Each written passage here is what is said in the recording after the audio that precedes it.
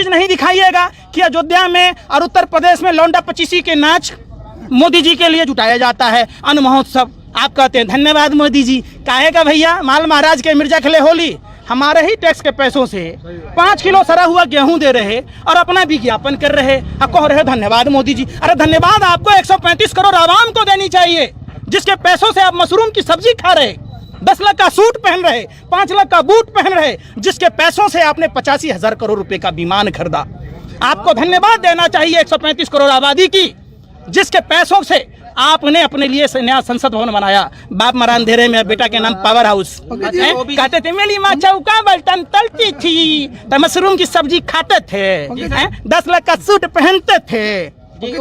OBC संशोधन bill के बारे में आप क्या बोलेंगे? इससे क्या बीजेपी को कोई स्टैंड मिलेगा?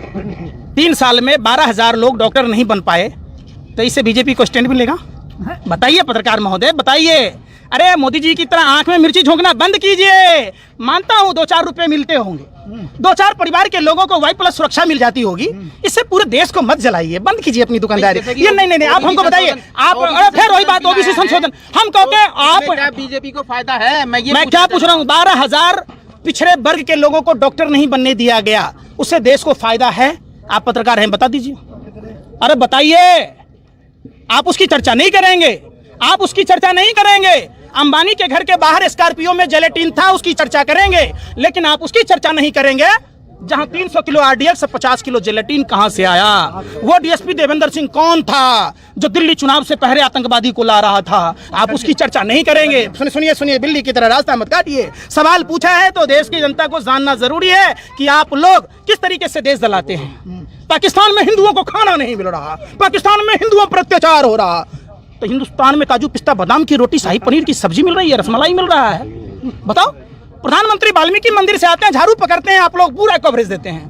प्रधानमंत्री जी विराट कोहली के कुत्ते को ट्वीट करते हैं, उस पर आप मीडिया पूरा कवरेज देते हैं। लेकिन वही प्रधानमंत्री वाल्मीकि समाज की 9 वर्षीय बेटी जो पानी के लिए बलात्कार हुआ और मंदिर में बलात्कार हुआ, पुजारी के द्वारा हुआ, उस खबर को नहीं दिखाते। अगर ये किसी मस्जिद में होता, किसी मदरसे में होता, तो आप 24 घंटा दिखाते, 24 घंटा दिखाते। आपने वो खबर नहीं दिखाई और वो सवाल नहीं पूछे कि छोटी सी बच्ची रविदास समाज की बेटी, जाटव समाज की बेटी के साथ देश की राजधानी दिल्ली में बलात्कार हुए। आपने वो घटना नहीं दिखाई कि लोकतंत्र के मंदिर के बाहर वो देश विरोधी लोग कौन थे जो धर्म विशेष को टारगेट कर रहे थे। वो लोग कौन थे चूड़ी बेचने वालों पर हमला कर रहे थे। वो लोग कौन थे जो कानपुर में रिक्शा वाले को मार रहे थे। वो लोग कौन थे जो आए दिन सब्जी वाले को मार, आप पकड़ के लाते हैं ऐसे लोगों को, दामाद की तरह सुबह में ही छोड़ जाते हैं। जो लोग आपसे अधिकार की बात करें उनका सर पैर तोड़ देते हैं। जैसे हमारे देश के किसान की आज ये हत्या हुई, वहाँ के प्रशासन के द्वारा, खटारा सरकार के द्वारा, रंडबों की सरकार है, आगे नाथ न पीछे पगहा, बगैर लगाम का कूदे गधा। ये सारे दिन कूदते रहते, ये कहते हैं न घर बसा हमारा, न घर बसने देंगे तुम्हारा। भैया क्या आपका घर बसा कि नहीं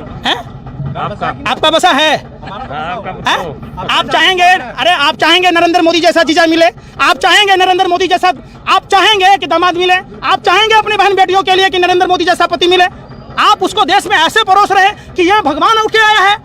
शैतान को भगवान बनाने की परंपरा आप लोग जानते हैं, पूरा देश करा रहा है। मैं पूछता हूँ, जवाब दीजिए। उम्र के हिसाब से सबकी शादी होगी, बगैर बताए पत्नी को छोड़ देना कोई पाप पुण्य का काम नहीं है, ये पाप का काम है। और हिंदू धर्म में नारियों का अपमान है। बेचारी जसोदा बेन जी न सुहागन रही, न विधवा रही, न कुमारी रही, घूंट घूंट कर मरती रही। भगवान न करे ऐसा पति किसी को नसीब हो, भगवान न करे ऐसा दामाद किसी को